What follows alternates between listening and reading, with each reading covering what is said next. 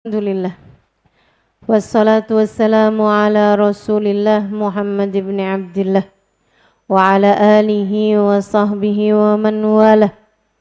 Subhanaka la ilma lana illa ma 'allamtana innaka antal alimul hakim. Rabbi shrah li sadri wa yassir li amri wahlul 'uqdatan min lisani yafqahu qawli. Amma ba'du. Alhamdulillah. Sama-sama kita hormati, kita muliakan keluarga besar dari Majelis Ta'lim Mustafa Al-Mukarramah, Ustazah Fatimah Asgaf, Ustazah Nabila Asgaf, beserta segenap keluarganya. Kita doakan semoga dipanjangkan umurnya, disehatkan, dimudahkan urusannya, dimurahkan rizkinya, dikabulkan hajatnya, senantiasa dalam lindungan dan bimbingan Allah Subhanahu wa ta'ala, semakin berkah bahagia kehidupan dunia akhiratnya. Amin ya rabbal alamin. Para hubabah, para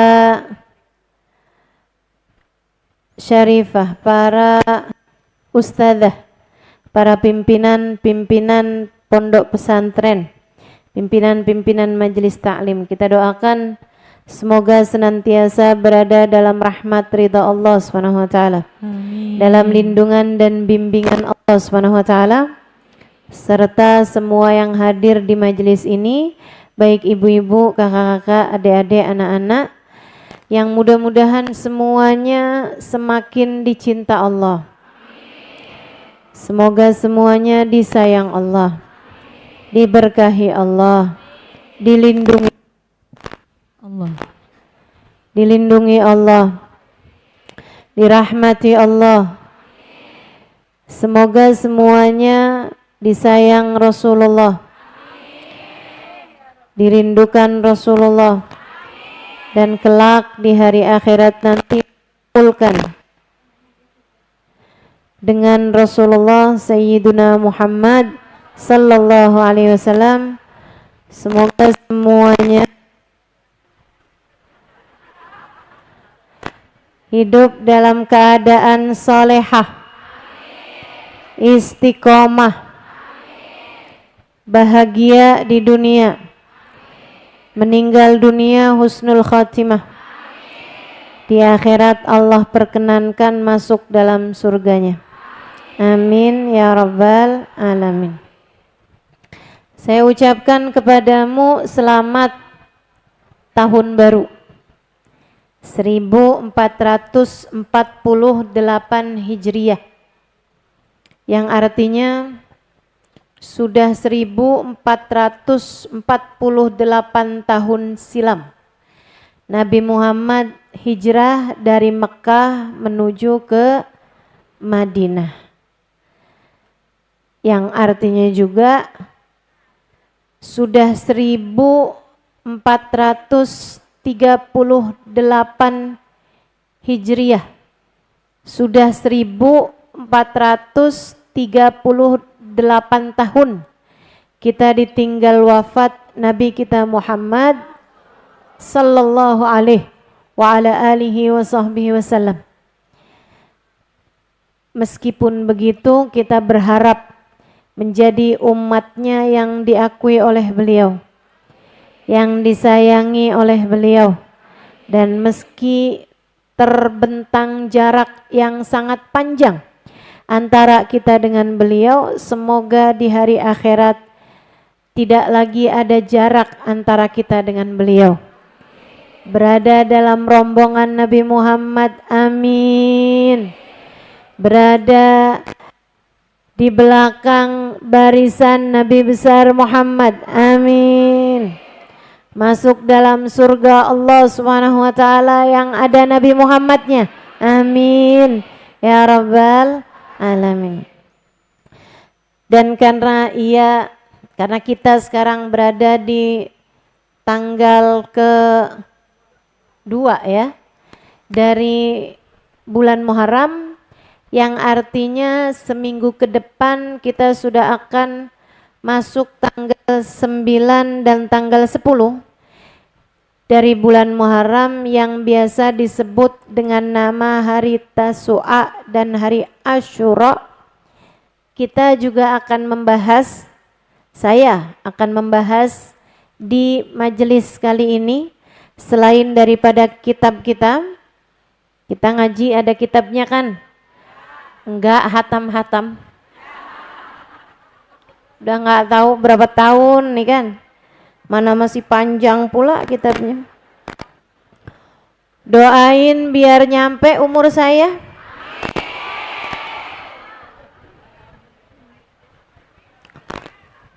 Nyampe lah ustazah katanya gitu. Lah ibu nggak tahu ini kan berapa tahun lagi nih. Ngajinya setahun berapa kali. Mudah-mudahan majelisnya tetap ada sampai dengan kita menghatamkan kitab ini sekurangnya. Amin insyaallah. Ya, jadi kita akan bahas kitab ini juga. Selain daripada itu kita juga mau bahas tentang hari Tasu'a dan hari Asyura. Ada apa di sana? Dan apa yang bisa kita perbuat, apa yang semestinya kita lakukan pada hari-hari yang mulia tersebut. Itu menu kita pada siang hari ini ya. Jadi bahas kitab sama juga bahas tentang hari Asyura. Mudah-mudahan Allah berkahi waktu kita. Mudah-mudahan Allah anugerahkan ilmu yang manfaat buat kita. Mudah-mudahan Allah bukakan pintu rahmatnya lebar-lebar buat kita.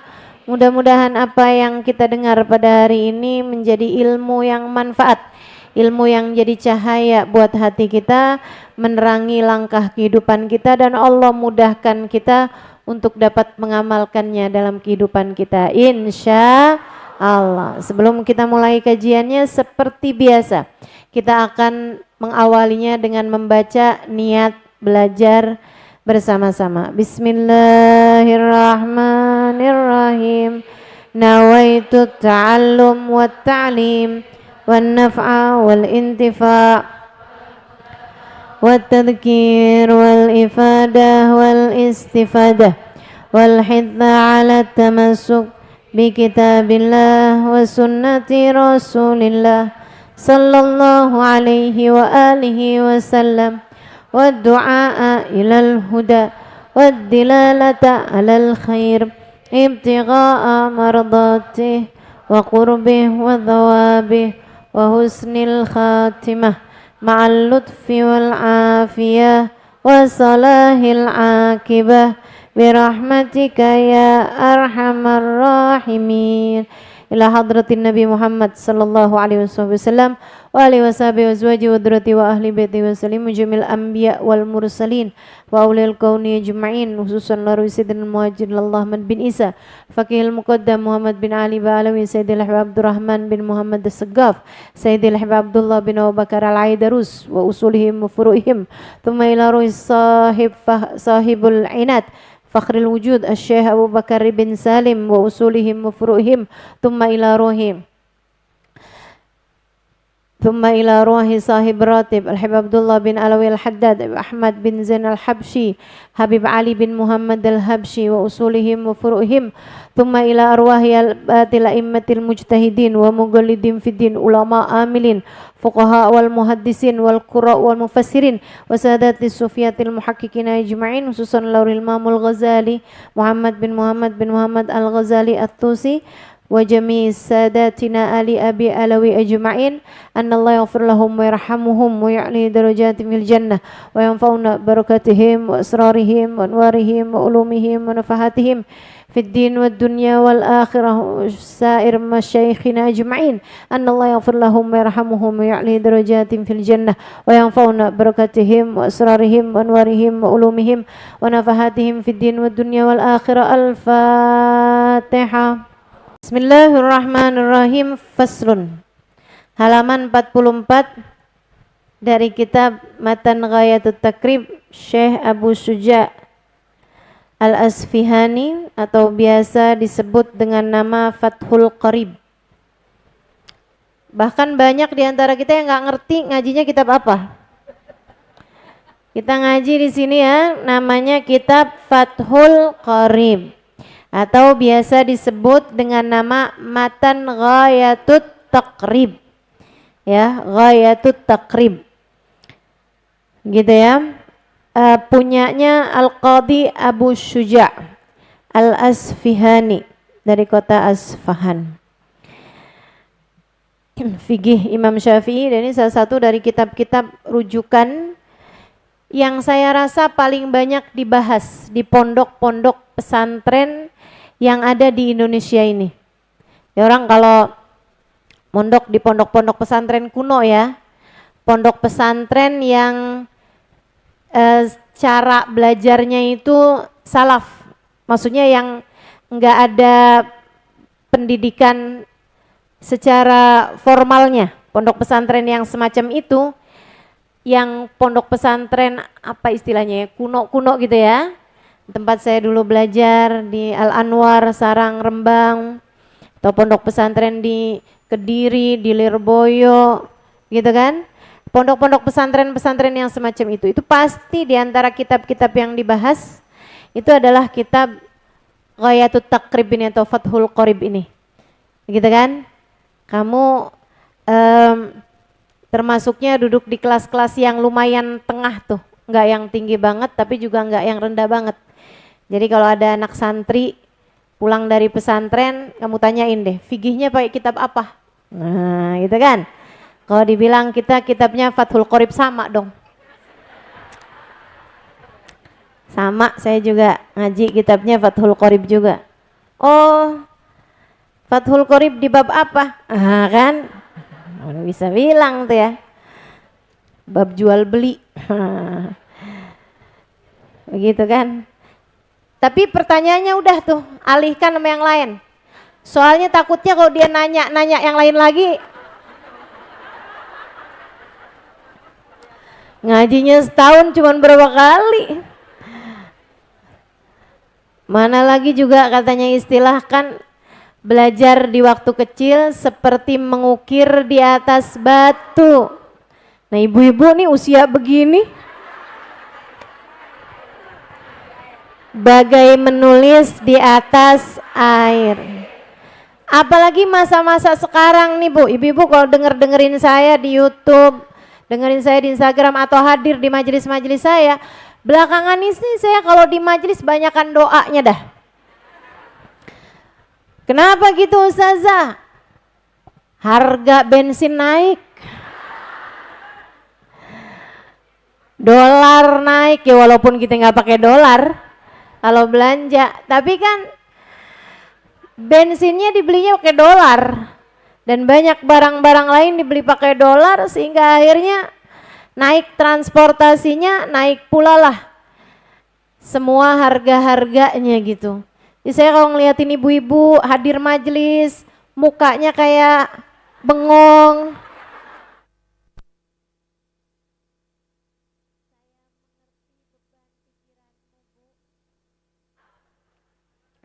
Udah ngaji, asal hadir nggak apa-apa dah. Gitu ya, mudah-mudahan juga dikasih ngerti ilmunya. Amin. Anggap sebagai bonus saja, makanya saya banyakin doa aja. Karena kalau doa itu kan urusannya bukan sama kita nih. Kalau doa itu kita cuman perlu doa doang, tugasnya adalah tugasnya Allah Subhanahu wa taala untuk mengijabah. Katanya Nabi Muhammad, minnad du'a wa alaikal ijabah. Bukankah kami hanya perlu berdoa ya Allah, sementara engkaulah yang akan mengijabahnya. Jadi kalau doa tuh urusannya Allah Subhanahu wa taala buat mengijabah. Tapi kalau belajar kan tugas kita buat memahaminya. Makanya udah saya nggak mau ngasih beban ibu-ibu. Udah kita banyakin doa aja. Apa kita tutup aja nih kitabnya?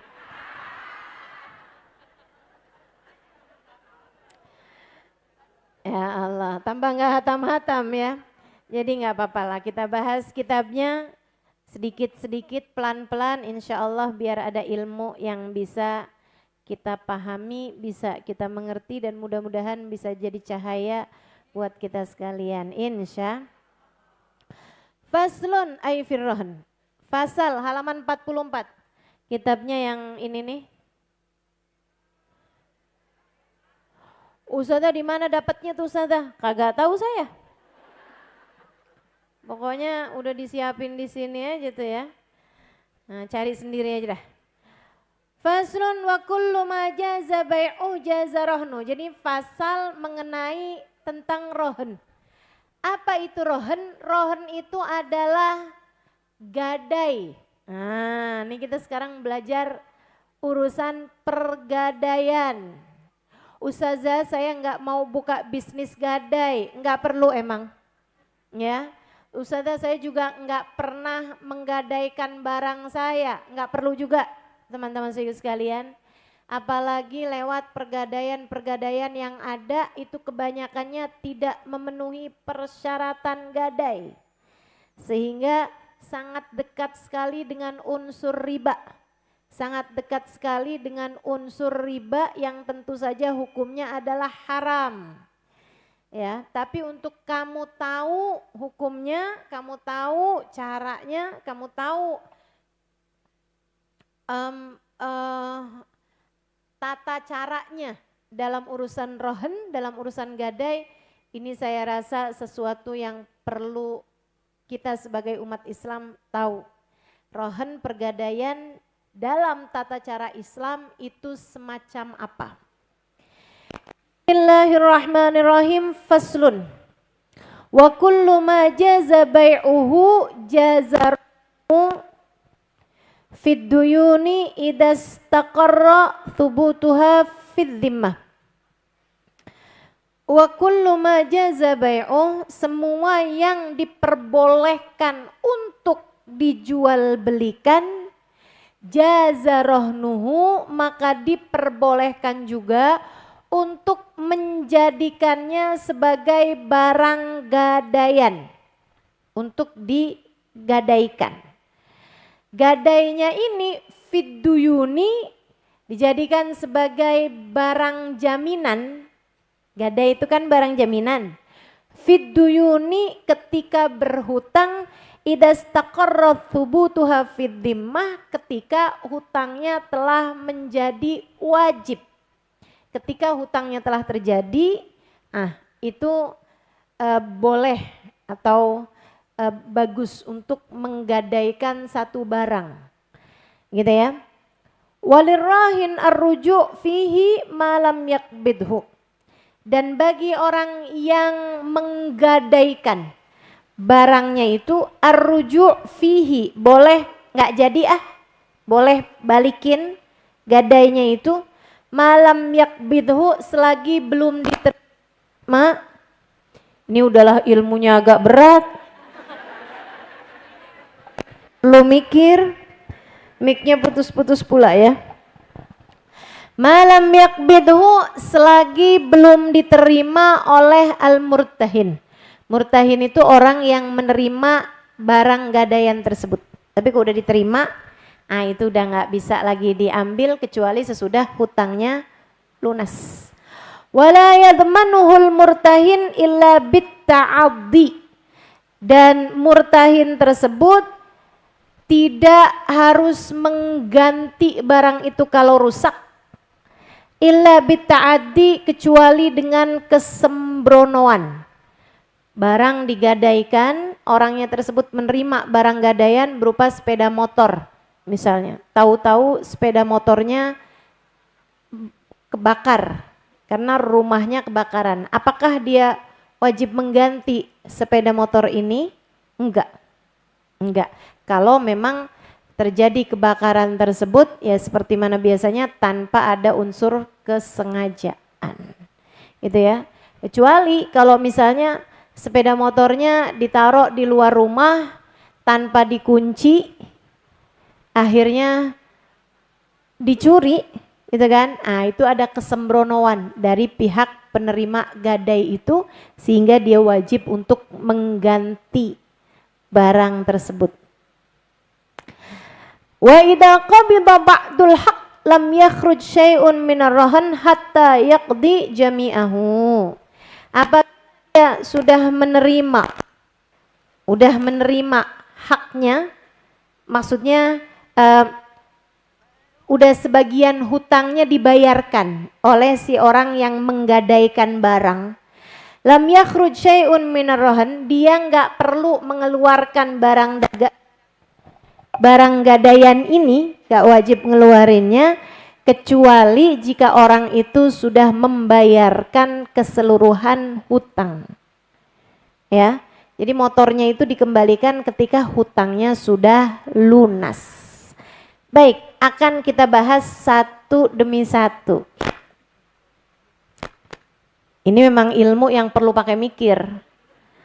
Jadi saya nggak akan marahin yang ketiduran.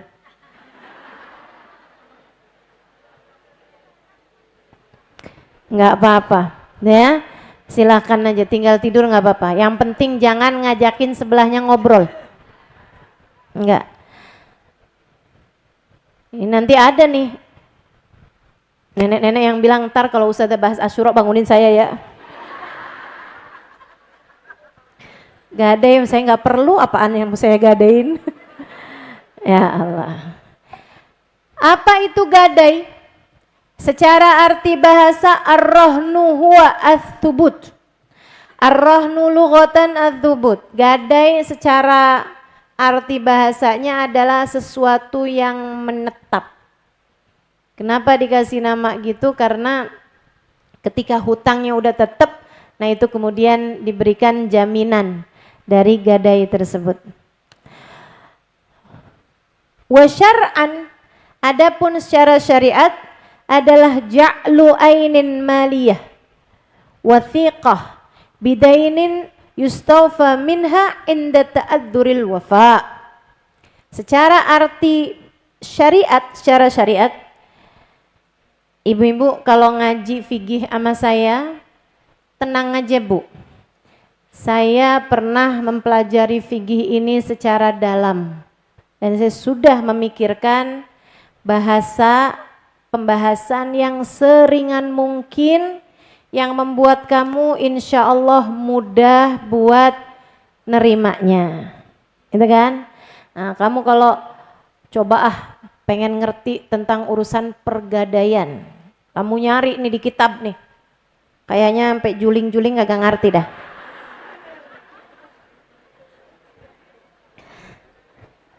Tapi saya akan coba untuk menyampaikan kepadamu dengan bahasa yang mudah. Karena saya ini Bu, guru fikih. Saya adalah seorang ustadzah fikih. Saya ngajar fikih bertahun-tahun. Pakai bahasa Arab. Jadi yang pakai bahasa Arab aja saya udah pernah, apalagi bahasa Indonesia. Kecil lah.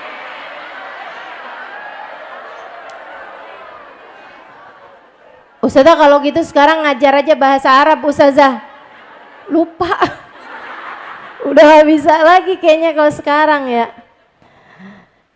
Ya Allah, udah kelamaan kan tinggal di Indonesia nih, jadinya udah susah pakai bahasa Arab. Teman-teman sekalian sekalian, secara syariat rohan adalah ja'lum ainin maliyah wathiqah bidainin yustawfa minha inda ta'adzuril wafa. Menjadikan satu benda yang bernilai harta, menjadikan satu benda yang bernilai harta, maksudnya bernilai harta, kalau dijual tuh ada harganya. Ada harganya. Itu namanya ainin maliyah.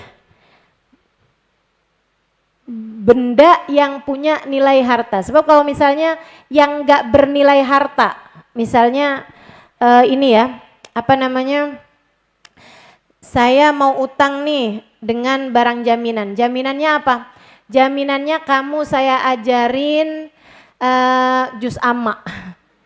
Nah itu kan bukan maliyah, bukan sesuatu yang harta gitu. Bukan, nggak ada bendanya, nggak ada benda yang bernilai harta. Itu nggak cukup. Itu kan namanya jasa. Walaupun si jasa itu kalau misalnya ditukarkan bisa bernilai uang. Dalam artian kalau ada orang ngajarin anakmu juz amma, pantas dibayar apa enggak?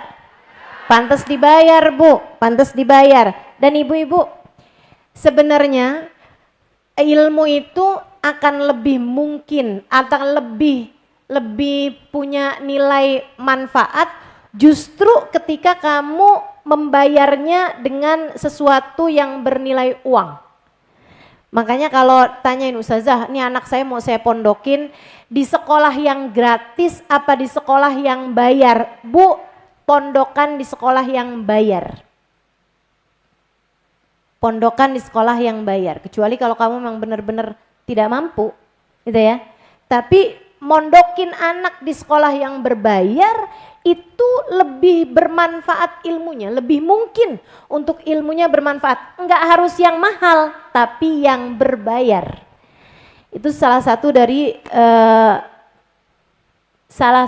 dari syarat ilmu manfaat yang disebutkan oleh Imam Asy-Syafi'i dalam bait-bait syairnya li sittatun.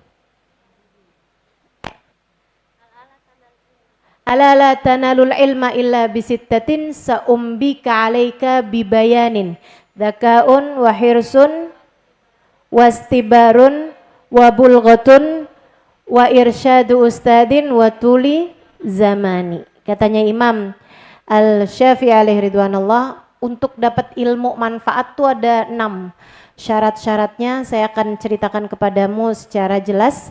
Yang pertama, dzaka, punya kecerdasannya.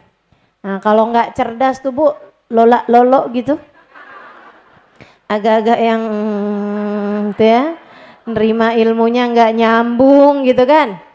Nah itu susah mau dapat ilmu gitu. Harus ada zakanya. Hirsun, punya semangat buat belajar. Kalau nggak semangat buat belajar ya susah juga mau dapat ilmu. Zakaun wa hirsun. Wastibarun, harus punya kesabaran, ketelatenan dalam belajar.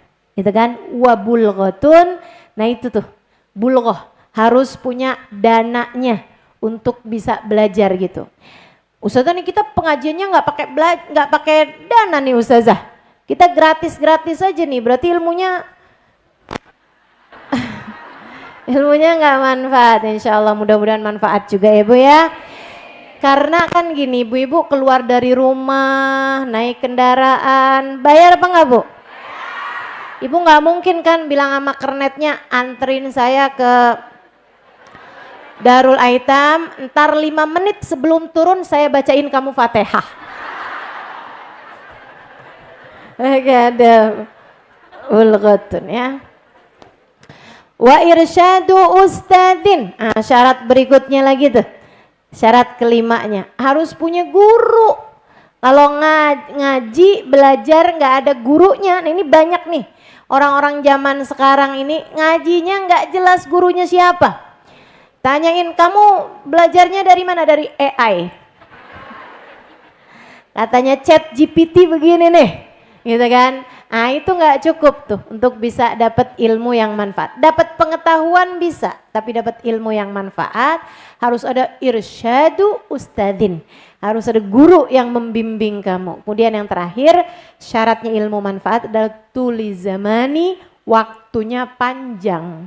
Kalau belajarnya sedikit-sedikit aja, sebentar-sebentar aja, ya kalau nggak jadi ulama, kalau nggak jadi ngerti benar-benar, agak susah sih ya kalau belajarnya sebentar-sebentar aja. Ilmu agama nih luas teman-teman saudaraku sekalian, luas ilmu agama. Orang kalau udah belajar ilmu agama tuh terus aja gitu untuk bisa dapetin ilmunya secara luas. Kalau ilmunya sebentar-sebentar aja nggak akan cukup untuk bisa dapetin ilmu agama yang luas ini gitu. Orang tuh nggak bisa tuh ya, kayak tahu 1-2 hadis kemudian jadi ustazah gitu kan.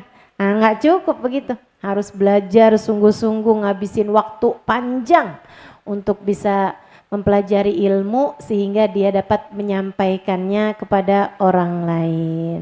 Mudah-mudahan nih dunia nih sekarang nih tambah ke belakang nih, tambah sedikit aja orang-orang yang memahami ilmu dengan benar, dengan bagus. Apalagi di masa saya kecil dulu, anak kalau belajar di pondok pesantren tuh dikirain bandel aja. Kok anaknya di pesantrenin? Iya bandel, nggak kuat saya ngadepinnya.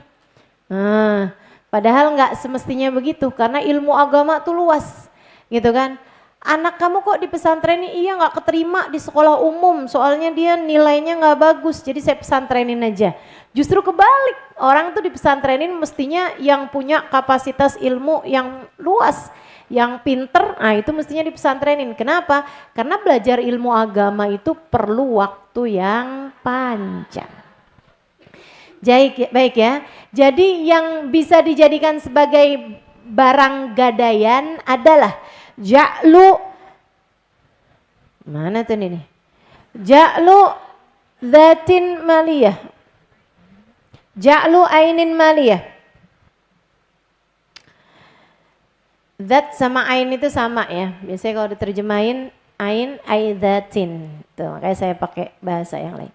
Ja'lu ainin maliyah, menjadikan sesuatu maliyah, menjadikan satu benda maliyah yang bersifat harta, yang punya nilai harta. Wathiqah sebagai wathiqah sebagai kepercayaan, sebagai jaminan, sebagai jaminan bidainin yustawfa minha inda ta'adzuril wafa, terhadap hutang yang bisa ditebuskan barang tersebut ketika, atau bisa dijual barang tersebut ketika seseorang tidak bisa bayar hutang. Menjadikan satu barang sebagai jaminan saat kamu berhutang. Ketika kamu tidak bisa bayar hutang tersebut, barang itu menjadi dijual. Jelaskah? Misalnya, saya hutang sama Amel. Enggak, Amel utang sama saya. Contoh doang aja berhitungan. Mendingan kamu yang utang ya Mel. Misalnya Amel utang sama saya, Ustazah utangin Amel dong. Amel nih Ustazah lagi perlu uang, agak cukup besar untuk sebuah urusan. Oke Mel, berapa Mel?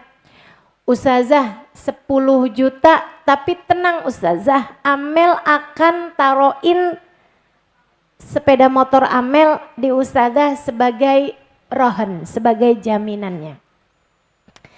Oke Mel, bismillah. Hutangnya berapa lama Mel? 1 tahun Ustazah? Oke, setahun. Jadi si sepeda motor itu ditaruh ke saya sebagai jaminan hutangnya Amel sepanjang 1 tahun. Ketika 1 tahun tersebut itu Amel nggak bisa bayar hutangnya, Amel datang lagi ke saya. Terus bilang, Ustazah, Amel ternyata nggak bisa bayar hutangnya. Oh baik Mel, motor kamu nih gimana Mel, kita jual Mel? Iya Ustazah, dijual nih motornya, karena kan emang udah kesepakatan. Tapi kalau misalnya jangan dijual deh Ustazah, lah nggak bisa, itu namanya bukan jaminan. Jaminan itu dijual. Ini yang pergadaian sekarang tidak memenuhi persyaratannya semacam itu. Dijualnya nggak boleh kepada diri sendiri. Yaudah Mel, kalau gitu saya beli aja deh Mel. Boleh Ustazah, Ustazah mau beli berapa? 3 juta. Lah, karena kan jualnya sama saya, jadi kan saya pasti akan turunkan harganya. Makanya nggak boleh dijualnya kepada si orang tersebut. Itu ya, dijual kepada yang lain dengan samanul mithil, dengan harga pasarannya. Dengan harga pasarannya si barang tersebut. Atau ya lakunya berapa gitu. Gitu kan? Kalau misalnya lakunya ternyata 13 juta. Hutangnya berapa tuh? 10 juta.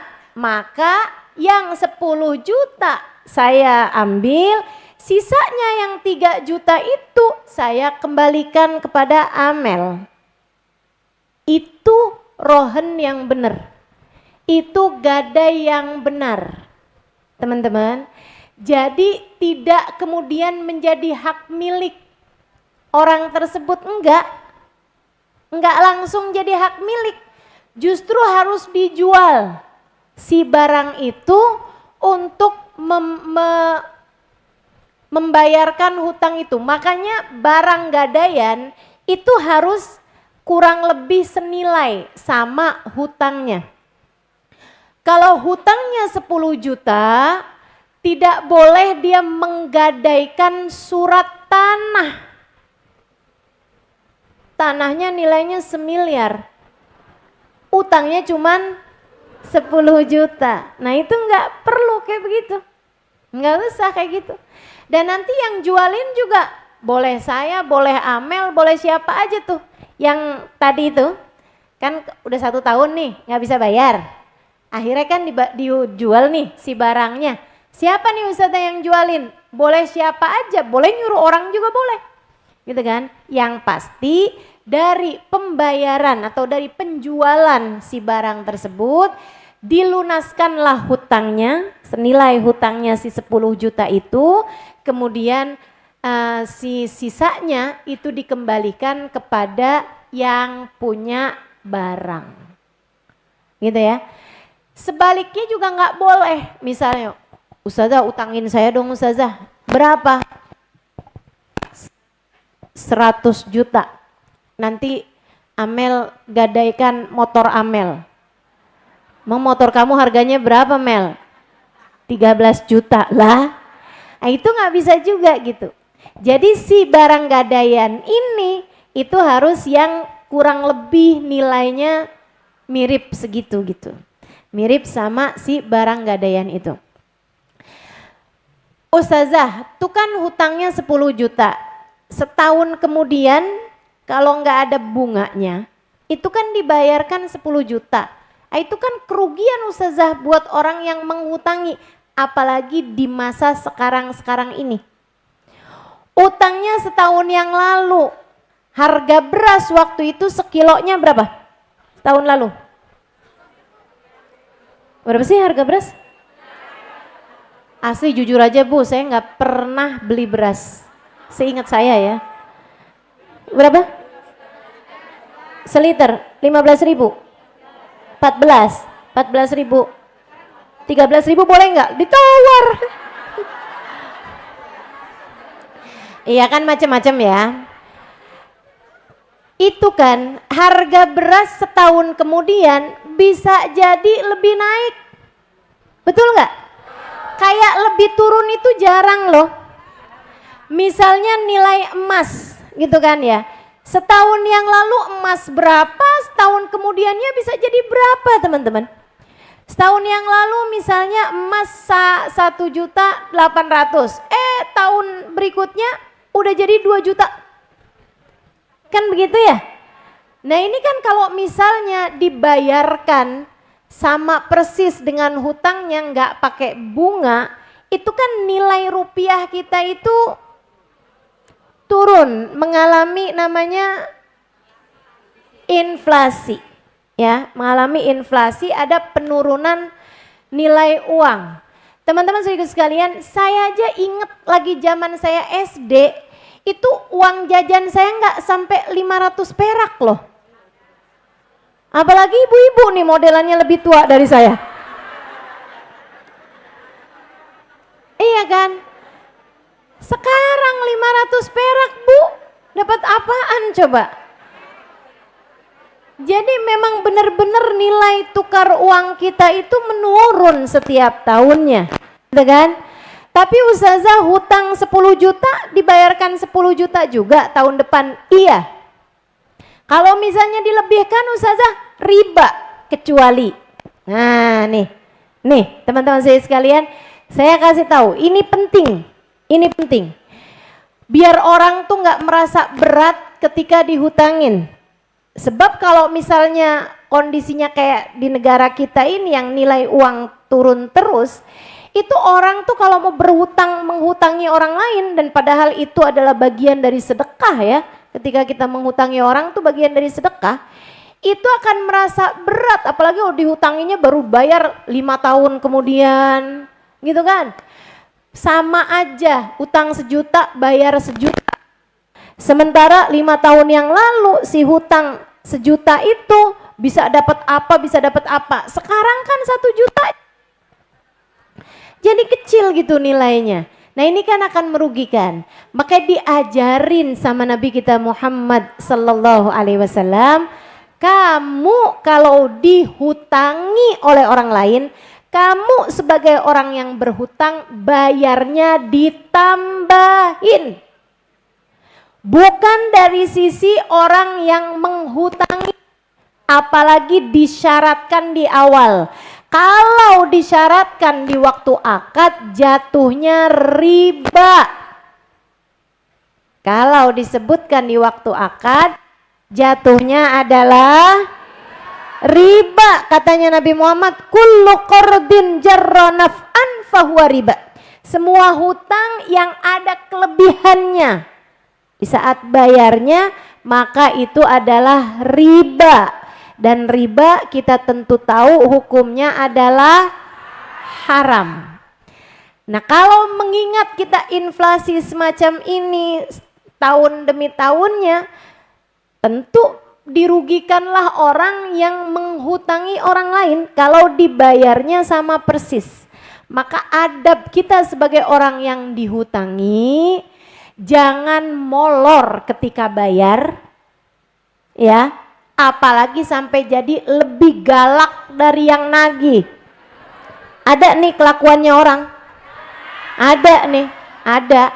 Kalau ditagih galakan dia dari yang nagih. Ada yang begitu? Mana orangnya, acung tangan.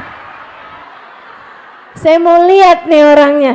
Kalau ditagih lebih galakan dia daripada yang nagih. Ini orang ada namanya nih. Apa namanya Ustazah? Nggak tahu diri. Orang nggak tahu diri, udahlah diutangin, ditagih galakan dia daripada yang nagih, nggak dibayar pula. Abis itu statusnya jalan-jalan. Enaknya diapain nih yang beginian?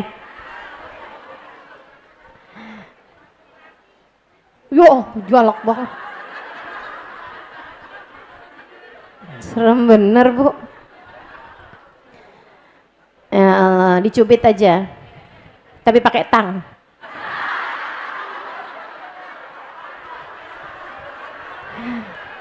Galak banget ya. Udah nggak apa-apa lah ya, kita doain aja. Tapi kita jangan jadi orang yang begitu. Ustazah, saya jadi pihak yang dihutanginnya nih Ustazah. Kesel kan saya Ustazah. Kayak gimana nih Ustazah yang kayak beginian? Dia kita tagih bolak-balik Ustazah, nggak bayar-bayar juga Ustazah. Ya kita nggak mau maksa-maksa gimana juga, habis mau gimana lagi ya. Udah aja deh, kita mau minta gantinya dari Allah aja. Kita mau minta gantinya dari Allah aja. Udah kita bilang sama Allah, ya Allah lapangkan rezekiku ya Allah, lapangkan rezekiku ya Allah. Nggak dibayar dari arah situ, biar Allah gantikan dari arah-arah yang lain. Bukankah Allah senang memberi rezeki hamba-hambanya dari arah yang tidak dia sangka-sangka? Kamu kalau nyangkainnya bakalan dapatnya dari dia bayar utang nih, tapi ternyata dia nggak bayar-bayar. Tapi Allah kasih gantinya dari arah yang lain-lain. Ternyata itu adalah karena Allah menganggapmu orang yang beriman. Dengan sungguh-sungguh beriman, Allah berjanji. Katanya Allah Subhanahu wa taala, orang yang beriman, orang yang bertakwa, kata Allah, wa yarzuqhu min haitsu la yahtasib. Wa man yattaqillaha yaj'al lahu makhraja wa yarzuqhu min haitsu la yahtasib. Man yattaqillah, siapa yang bertakwa sama Allah, Allah akan beri jalan keluar atas setiap permasalahan hidupnya dan akan diberi rezeki dari arah yang tidak dia sangka. Bu, itu nggak usah dijawabin, nggak apa-apa Bu. Soalnya ibu jawabnya kayak orang sebel gitu. Saya bilang, Bu, iya. Kaget saya.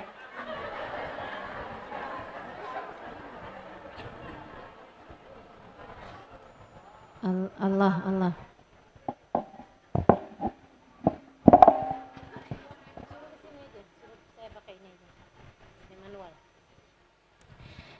Iya. Teman-teman sikut sekalian yang saya muliakan. Kecil, besaran yang ini tadi.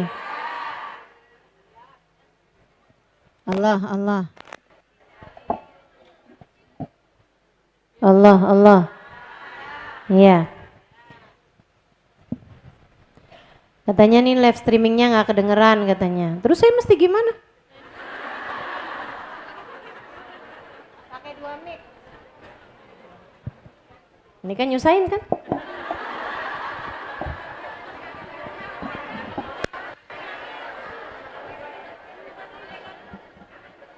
Saya pegangin Ustazah, tambah lebih repot lagi saya. Saya mesti ikut tangan kamu kemana?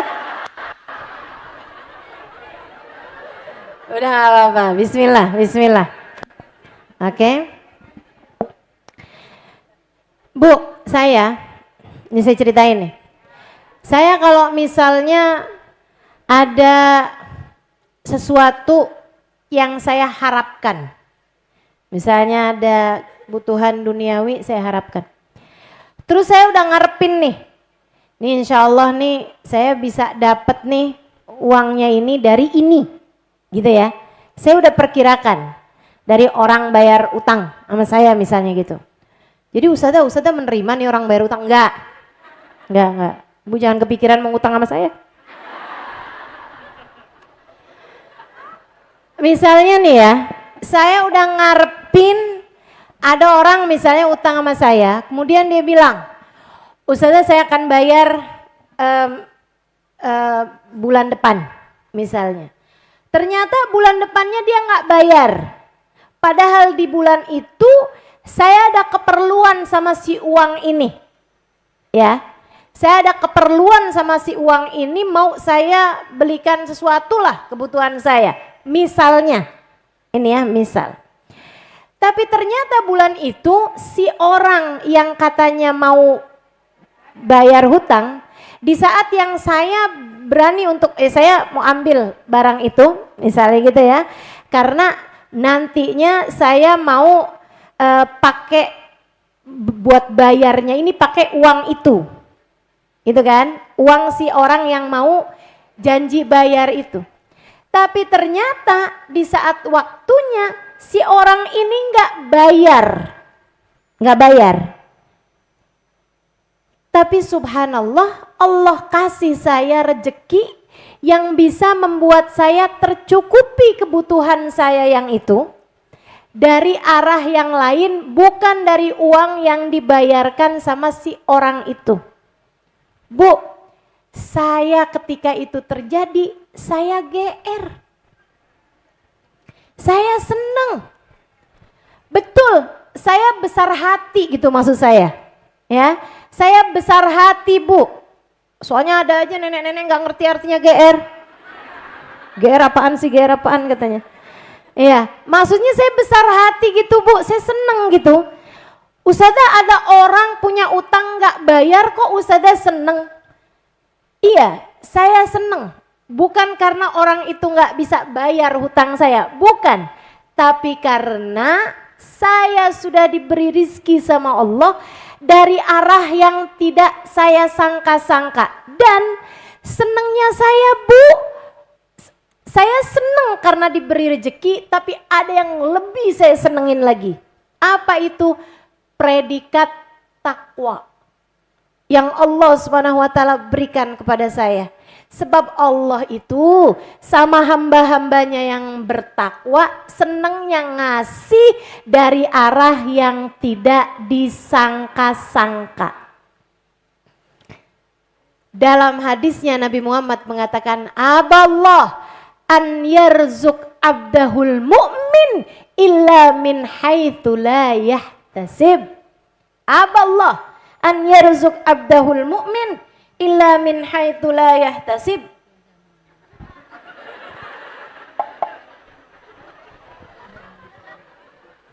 Udah?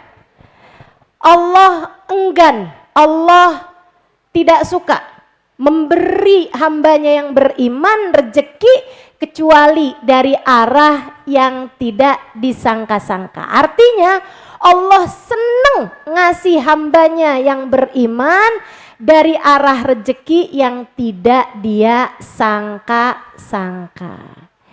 Jadi kalau kamu ngelihat, Ustazah saya nih jadi istri, rezeki saya selalu aja udah saya sangka-sangka. Nah itu kamu harus agak introspeksi diri nih. Adakah saya adalah hamba Allah yang dianggap Allah sebagai hambanya yang bertakwa? Karena subhanallah Bu, subhanallah. Jadi siapapun kamu, mau kamu jadi istri, mau kamu adalah seorang anak yang belum bekerja, mau kamu udah kerja, ada pekerjaan kamu, mau kamu adalah seorang pebisnis, mau kamu adalah seorang guru, mau kamu seorang penjahit, mau kamu apapun aja profesimu, tetap aja Allah tuh sama hambanya yang bertakwa, sama hambanya yang di sisi Allah beriman dengan sepenuhnya keimanan. Allah sukanya ngasih rezeki kepadanya dari arah yang tidak dia sangka-sangka. Subhanallah. Jadi kalau saya ngarep sesuatu ternyata enggak diberi dari arah situ, melainkan dari arah yang lain, alhamdulillah, alhamdulillah. Walaupun kadang-kadang udah pakai doa tuh, ya Allah si orang itu biarin bayar dong utangnya sama saya, ya Allah saya perlu nih duitnya. Saya udah doa, subhanallah dia nggak bayar juga. Tapi Allah ngasihnya dari arah-arah yang lain-lain. Saya tidak menganggap doa saya tidak diijabah. Karena bukankah yang penting bagi kita seorang hamba adalah rezekinya. Dari arah mananya kan gak jadi masalah sebenarnya.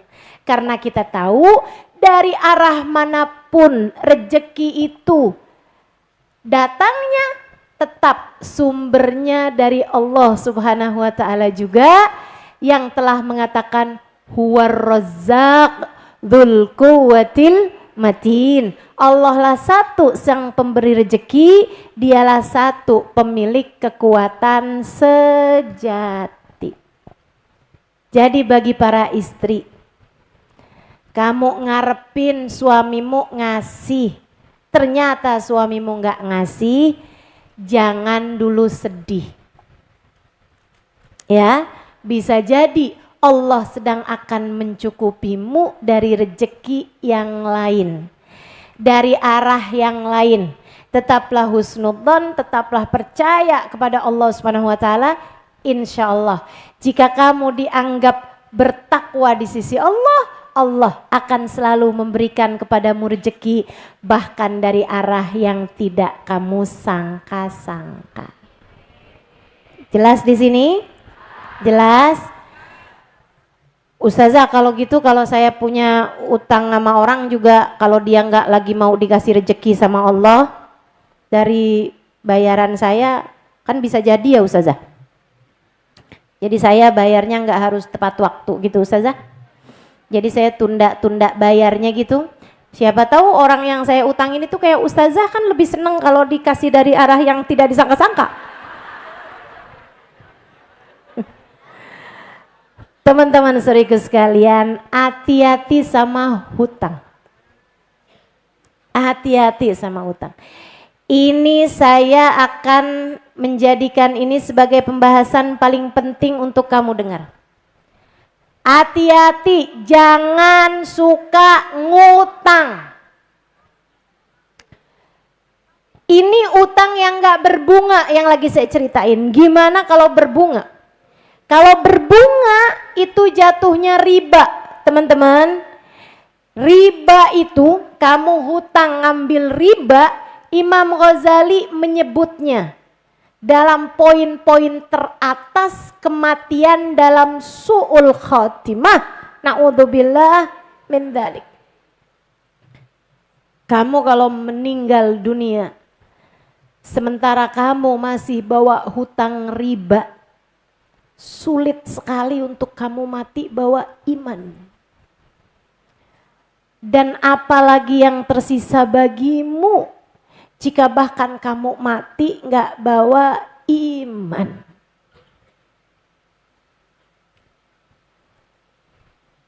Itu kalau hutangnya riba.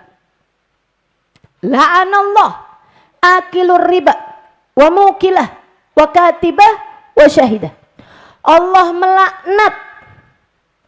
melaknat orang yang menghutangi dengan hutang riba, orang yang berhutang dengan hutang riba. Allah melaknat wakatibah, orang yang nulis, bagian administrasi, sekretarisnya nih yang nulis ribanya, hutangnya itu yang dia bagian nulisnya, ikut dilaknat juga.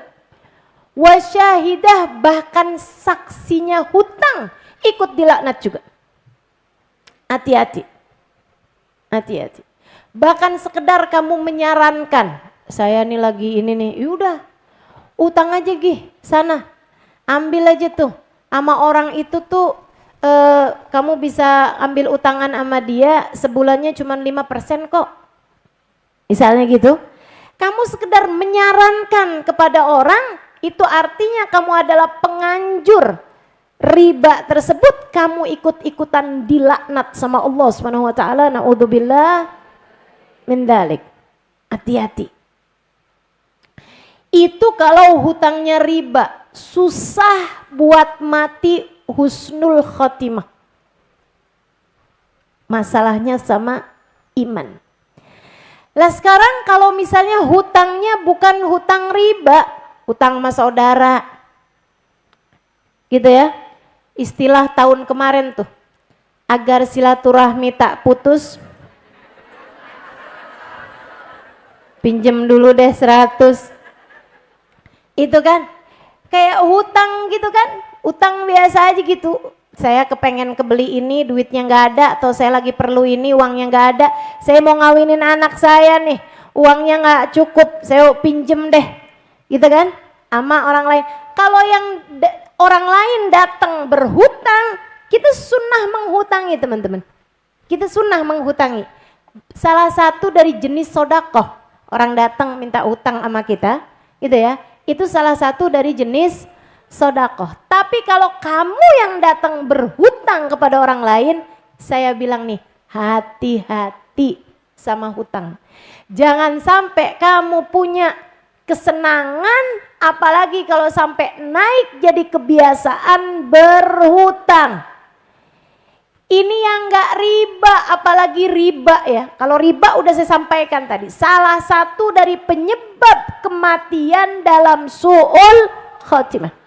Nah kalau masalahnya nih gak terkait sama riba, maksudnya kita utang sama saudara kita gitu, utang sama teman kita gitu kan, 1 juta, 2 juta, 10 juta, 20 juta misalnya. Kita utang nih sama temen nih. Emang ada ustazah yang mau diutangin 10 juta, 20 juta nggak pakai riba? Ya ada. Ya, ada aja. Gitu kan? Dia memang mau nyari pahala di sisi Allah Subhanahu wa taala. Jadi nggak apa-apa gitu dia hutangin tuh orang. Misalnya gitu kan. Udah nih. Dia berhutang. Teman-teman saudaraku sekalian. Kalau sampai dia mati belum lunas hutangnya. Apalagi kalau dia sebenarnya sudah dapat kemungkinan bayar hutang. Jadi sebenarnya dia bisa tuh bayar hutang di masa-masa itu. Tapi dia lebih memilih untuk pakai duitnya selain untuk bayar hutang. Ini namanya mumatil, orang-orang yang menunda-nunda bayar hutang. Saudaraku sekalian saya muliakan, orang yang menunda pembayaran hutang semacam ini keadaannya benar-benar mengkhawatirkan. Apalagi kalau dari sejak berhutang dia punya niat buat nggak bayar hutangnya. Suka ada aja tuh kan orang kayak begitu. Kayak dapat hutangan tuh kayak dapat duit gratis gitu. Kayak dia nggak nganggapnya sebagai punya kewajiban buat bayar gitu. Kayak dia dapat aja gitu duitnya kayak begitu kan. Nggak ada niat. Mudah-mudahan dia lupa gitu kan. Ini nih yang kayak beginian ini, rezekimu akan dipersulit oleh Allah Subhanahu wa taala sehingga kamu akan kesulitan untuk bisa bayar hutang dan kesulitan pula untuk rezekimu yang lain-lain. Makanya kamu kalau harus berhutang karena memang ada satu kebutuhan yang sangat mendesak, sangat nggak mungkin kalau nggak utang nih, misalnya kamu pun kemudian datang ke tempat saudara kamu ceritakan keadaannya, kamu datang ke teman kamu ceritakan keadaannya, mereka menghutangimu. Dari sejak awal kamu harus benar-benar niat untuk bisa membayar hutang tersebut. Kamu kalau kayak begitu, itu akan dipermudah oleh Allah Subhanahu wa taala untuk dapat membayar hutang itu dengan cara Allah bakal kasih kamu kemudahan urusan rezeki. Teman-teman saudariku sekalian yang saya muliakan, kalau sampai kamu menunda bayar hutang, apalagi kalau kamu punya niatan buat nggak bayar memang hutang itu, berusaha melupakannya dengan doa, dengan harapan mudah-mudahan dia lupa juga, nggak nagih-nagih utangnya. Kemudian datang ajal menjemputmu, kamu mati bawa utang. Saya mau ceritakan kamu keadaan di akhiratnya. Kata Nabi Muhammad, danik min haram. Danik min haram. Satu recehan uang dari yang haram. Kayak 5.000 perak di kita, pecahannya dinar. Nilai sangat kecil. Kayak mungkin 10.000 gitu. Yang kayak bisa cuman cukup kebeli makanan, kebeli nasi sama lauknya gitu. Maksudnya bukan nilai yang besar gitu kan. Yang kamu kalau misalnya nemu duit segitu juga nggak segitu senengnya gitu. Misalnya gitu ya. Kalau kamu nemu di saku suami kamu atau kamu nemu di buku kamu gitu. Di barang kamu ada uang 10.000 yang nggak segitu senengnya juga kan. Jadi kita nih ya rupiah ya. Kalau 10.000 dolar kita seneng. Tapi kalau 10.000 rupiah, 5.000 gitu kan, kita nggak segitu senangnya juga. Itu namanya danik tuh, uang pecahan, pecahannya dinar. Kata Nabi Muhammad, satu danik min haram. Termasuk diantaranya hutang tadi ini, per 10.000-nya, per 5.000-nya. Berarti kalau kamu hutangnya 1 juta, ya tinggal dikalikan aja gitu. Satu danik min haram, 10.000 perak dari yang haram, yang kamu kuasai selama di dunia, kamu pakai uang tersebut, tapi sebenarnya bukan hak kamu. Bukan hak kamu itu, Ustazah kan diutangin hak saya. Tapi karena kamu punya niat buat nggak bayar uang tersebut, atau sampai kamu bawa mati, padahal semestinya kamu udah bayar, kamu bisa bayarnya di masa kamu hidup, nanti di hari akhirat harus kamu bayarkan per satu daniknya 70 sholat fardu kamu yang diterima Allah. Dengar, kalau ini sih biar nenek-nenek juga dibangunin tolong. Ya, ibu-ibu yang pada ketiduran tolong bangunin, nih mesti didengar ini. Hati-hati, uang yang tidak semestinya kamu gunakan atau yang semestinya semestinya kamu bayarkan buat orang lain karena kamu berhutang adalah kewajiban kamu untuk melunasinya.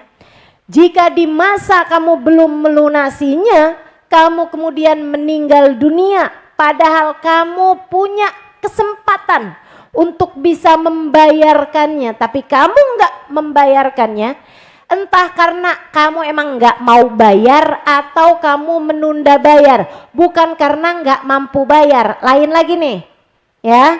Kalau emang nggak mampu bayar, ya la yukallifullahu nafsan illa usaha. Allah tidak akan membebani satu jiwa di luar batas kemampuan dirinya sendiri. Kalau emang nggak pernah punya dapat kelebihan uang untuk bisa bayarkan hutang, ya itu lain lagi urusannya. Tapi kalau misalnya bisa sebenarnya bayar hutang, tapi dia nggak bayar hutangnya, entah karena dia nggak mau bayar atau karena dia menunda bayar sampai datang kematian dan keluarganya tidak membayarkan hutang tersebut, nanti di hari akhirat kamu harus membayarkan hutang itu dari amal soleh yang berhasil kamu lakukan per satu daniknya 70 sholat fardumu yang diterima Allah. 70 sholat fardumu yang diterima Allah. Satu hari aja cuman 5. Kalau 70 tuh berarti berapa hari tuh? 5 hari kan berarti 10 hari kan berarti 50. Berarti 14 hari nih kan. 2 minggu teman-teman. 2 minggu sholat fardumu. Masalahnya bukan cuman itu, tapi yang diterima Allah. Yang diterima Allah. Jujur aja nih, saya seumur hidup saya, dari sejak saya balik sampai sekarang, saya nggak yakin apakah ada 70 sholat fardu saya yang diterima Allah. Karenanya itu, saya paling takut punya hutang. Saya bayarnya pakai apa? Saya bayarnya pakai apa? Makanya dengerin, biar kamu nggak jadi orang yang gampang-gampangan berhutang. Teman-teman, urusan nama orang nih ribet, bukan di dunia, di akhirat. Kalau di dunia, Allah segitu doang, dia sih kayaknya ini deh, nggak apa-apa deh, dia juga orang kaya kok, dia juga orang mampu. Dunia. Tapi di akhirat masalahnya nggak gitu. Di akhirat semua orang perlu sama amal soleh. Di akhirat semua orang khawatir sama keadaan dia. Teman-teman saya sekalian, bisa jadi di hari akhirat nanti kamu yang pernah dihutangi orang malah justru alhamdulillah dia nggak bayar tuh hutang waktu di dunia. Jadi sekarang saya bisa dapat pahala amal soleh dia, saya ambil sekarang buat akhirat saya. Ngeri banget. Masih berani utang? Masih ada yang berani utang di sini? Apalagi cuman sekedar pengen beli iPhone yang terbaru. Apalagi cuman sekedar pengen punya baju yang sama kayak yang dipakai sama iparnya. Pengen punya tas kayak yang dipakai sama saudaranya. Pengen ganti horden ustazah, udah gak usah yang lama aja. Apa-apa kok. Kamu pakai horden yang lama juga gak apa-apa. Kalau kamu emang bener-bener kepengen ganti horden, minta aja sama pemilik seluruh horden di atas muka bumi ini. Namanya Allah. Gitu aja teman-teman. Ih ustazah lucu apanya? Saya lagi ngomong sesuai fakta, sesuai iman. Saya begitu. Lebih terasa lagi ketika saya di pondok pesantren dulu. Sering saya nggak punya uang. Saya lagi mondok di Daruz Zahra, 4 tahun saya di sana cuman dapat kiriman uang 2 kali, itu pun habis dalam sebulan 2 bulan. Sisanya saya nggak punya uang dari kiriman. Tapi apakah saya hidup dalam keadaan miskin? Sangat tidak begitu. Saya tercukupi, ada aja rezeki dari arah-arah yang berbeda-beda, yang tidak saya sangka-sangka. Dan ketika saya kepengen, ya ampun pengen nih mukena, pengen ganti mukena, ya saya langsung aja minta sama pemilik seluruh mukena di atas muka bumi ini, Allah subhanahu wa ta'ala. Ya Allah, pengen ganti mukena dong ya Allah. Udah, ada aja caranya Allah ngasih kepada kita rezeki. Ada aja. Orang kasih hadiah saya buka, mukena. Bu, bukan karena wah doa ustazah mustajab ya dari dulu, bukan. Tapi karena kita punya Tuhan Sang Maha Dermawan. Kalau kamu sama yakinnya dengan saya, kalau kamu sama imannya dengan saya, dan mestinya malah di atas saya teman-teman. Terutama buat yang usianya lebih tua dari saya. Maka semestinya Allah pun juga memperlakukanmu demikian. Mestinya nggak ada ceritanya keadaan yang sampai membuatmu perlu berhutang. Mestinya. Dah, jangan sampai hutang. Insya Allah. Saudaraku sekalian saya muliakan, karena saya ketemu nih orang-orang, dia punya utang, ya, dia punya utang, udah jelas-jelasan punya utang.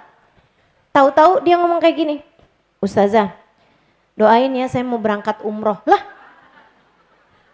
bukannya kamu punya utang? Utang banyak saya Ustazah. Lah terus ngapain kamu pergi umroh? Nanti di sana saya doa Ustazah biar utang saya lunas. Allahnya sama. Tuhan yang ada di Ka'bah, dialah juga Tuhan yang kamu sembah di sini. Di rumahmu sendiri. Enggak perlu kamu beli tiket. Enggak perlu kamu beli visa. Yang pakai duit. Kalau kamu ada duit, pakai buat bayar. Enggak, masalahnya utang saya nih besar Ustazah. Sementara kalau umroh tuh buat saya itu kecil gitu. Utangnya tuh miliar Ustazah. Sementara umroh ini kan cuma beberapa puluh juta aja gitu. Jadi saya mau doa di sana, mau bener-bener di sana, mau ziarah ke makam Nabi di sana. Saya mau minta kepada Allah biar Allah ngasih saya rezeki buat saya bayar utang. Enggak gitu caranya jalanin hidup. Bu, Kak, Dek, Nak, enggak gitu caranya. Terus mestinya kayak gimana? Bu, bahkan sedekah enggak sunnah bagi orang yang punya hutang. Ini saya kasih tahu. Bahkan sedekahmu tidak sunnah ketika kamu punya hutang. Bahkan kamu berkurban sekalipun di hari raya Idul Adha enggak sunnah ketika kamu punya hutang tanpa izin dari orang yang kamu berhutang darinya. Jadi kalau kamu mau kurban, sementara kamu punya hutang, kamu harus ngomong sama orang yang kamu berhutang dengannya itu. Maaf ya, utangnya ini kan besar, mas saya juga belum bisa bayar. Tapi saya kepengen banget berkurban, boleh nggak saya kurban? Kalau dia bilang, iya boleh silakan aja, nggak apa-apa kok, saya juga nggak darurat pakai duitnya, nggak apa-apa, kamu kurban aja. Baru boleh teman-teman, baru boleh. Selebihnya nggak boleh. Ustazah, hukumnya sedekah buat dia itu apa? Hukumnya haram. Nih, hukumnya haram. Kalau kamu punya hutang, yang hutangnya itu sudah datang temponya bayar, ya, itu kamu hukumnya haram untuk bersedekah. Ustazah, nih yang Ustazah sampein bener apa nggak bener? Paling bener udah. Kamu percaya aja sama apa yang saya sampaikan. Semuanya berdasarkan dari ilmu yang bisa saya pertanggungjawabkan. Malah kamu kalau nggak dengerin ucapan saya takut kamu nyesel. Gak di dunia, bahkan di hari akhirat nanti. Ketika kamu tahu kebenaran dari ucapan saya, tanpa kamu punya kesempatan untuk kembali memperbaiki hidupmu. Sebab sudah terlambat sama sekali. Hati-hati teman-teman saudaraku sekalian.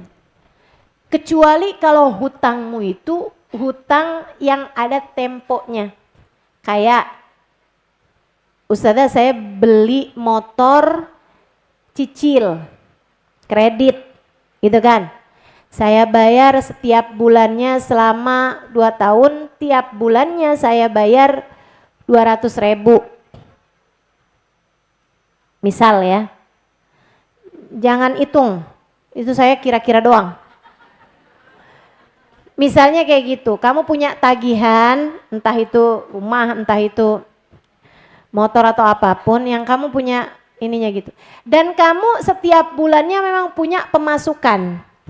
Pemasukannya itu jauh lebih besar daripada si hutang kamu kredit tersebut. Kreditnya 200.000. Uang bulanan kamu lebihnya dari makan apa segala macam punya 2 juta misalnya. Lebihnya doang ini ya, misalnya gitu kan. Misalnya kamu punya gaji 5 juta, 6 juta, kamu punya penghasilan di kisaran antara 5-6 juta, yang sesudah kamu pakai buat ina itu apa segala macam punya kelebihannya ada di angka 2 juta. Sementara kamu ini bayar cicilan motornya atau bayar cicilan 500.000 lah, anggap begitu. Itu kamu nggak apa-apa buat sedekah. Kamu nggak apa-apa. Saya punya hutang tapi saya sedekah, boleh apa nggak? Boleh kalau kasusnya demikian. Tapi kalau kasusnya kamu utang sama temen kamu, janjinya mau bayar 1 tahun, sekarang udah tahun keempat kamu belum bayar juga. Dan sekarang ini kamu tiap punya uang, kamu kepake buat ini itu apa segala macem, terus kamu mau sedekah teman-teman, kamu mau ngasih orang uang gitu kan, ada saudaramu yang lagi mau hajatan, ada tetanggamu yang lagi, kamu mau keluarkan uang tersebut dalam artian sedekah, hukumnya adalah haram. Karena mestinya uang itu kamu cicil buat kamu bayarkan hutang kamu tersebut. Hukumnya haram. Inilah yang bikin saya ngerti ucapannya Shahibul Burdah Al-Imam Al-Busiri alaihi ridwanallah dalam qasidah Mudhariyah. Waqdi duyunan lahal akhlaqu dha'iqatun wa farrijil karba anna anta muqtadiru. Begitu kan? Waqdi duyunan lahal akhlaqu dha'iqatun. Saya pernah teman-teman berada dalam kondisi membuat saya harus berhutang. Darurat membuat saya harus berhutang. Dalam masa-masa berhutang itu saya jalanin apa yang Allah Subhanahu wa taala perintahkan, termasuk diantaranya adalah untuk tidak bersedekah. Membuat saya mengerti arti dari ucapan doanya Al-Imam Al-Busiri dalam qasidah Mudhariyah. Waqdi duyunan lahal akhlaqu dha'iqatun. Ya Allah, lunaskanlah hutang-hutang saya ya Allah, yang sebab hutang ini akhlak saya jadi sempit. Yang gara-gara hutang ini saya jadinya nggak bisa berbuat baik sama orang. Saya dulu tuh nggak ngerti, kok gara-gara hutang jadinya akhlaknya sempit. Saya ngerti ketika saya berada dalam kondisi terpaksa, sangat terpaksa harus berutang. Dalam masa-masa saya melunasi hutang saya tersebut, saya paham saya nggak boleh sedekah, saya nggak boleh kurban, saya nggak boleh ngasih kepada orang lain. Sesedikit apapun harus saya lunasi, bahkan saya jual semua yang bisa. Saya jual perhiasan-perhiasan, apapun aja yang bisa saya jual-jualin semuanya untuk bisa melunaskan hutang saya tersebut. Dari sana saya ngerti arti dari ucapannya Imam Busiri. Lunaskanlah hutang-hutang kami ya Allah. Karena saat kami punya hutang ya Allah, akhlak kami jadi sempit. Kami jadi nggak bisa berbuat baik sama orang. Kami nggak bisa sedekah, kami nggak bisa kurban. Kami nggak bisa ngasih apa-apa sama orang. Kami bahkan nggak bisa ngasih hadiah buat guru kami. Kami nggak bisa ngasih buat orang tua kami sendiri. Ya Allah, susah banget sini. Ketika kami punya hutang, sedih saya. Bener-bener akhlak jadi nggak bisa luas. Jadi begitu sempit karena bahkan pemberianmu kecuali yang wajib kepada orang tua, sedekah, ngasih hadiah, haram hukumnya ketika kamu punya hutang. Kamu mau ngasih hadiah sama anak kamu karena dia berprestasi, haram hukumnya ketika kamu punya hutang.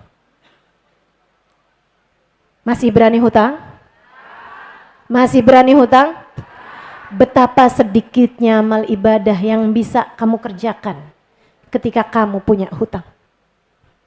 Ini yang bikin saya takut berhutang, teman-teman. Alhamdulillah tuh, ketika datang keadaannya darurat semacam itu, saya kerjakan apa yang harus saya kerjakan. Itu juga pentingnya ilmu. Gitu kan? Karena saya ngerti nih hukumnya, saya ngerti apa yang harus saya lakukan. Saya kerjakan semacam itu sedikit. Saya bayarkan sampai akhirnya terlunasi semuanya, alhamdulillah. Sampai ini jujur-jujuran aja nih teman-teman. Tahadutsan bin ni'mah. Saya mau ngajarin kamu jalan hidup ini ya. Bukan mau bangga-bangga diri atau sombong-sombong diri. Saya itu dalam hidup saya nggak minta dunia saya. Saya doa itu, saya nggak minta dunia teman-teman. Nggak minta dunia. Saya tuh kalau doa dari zaman saya kecil ya, dari zaman saya udah ngerti gitu, udah mondok apa tuh, saya nggak minta dunia.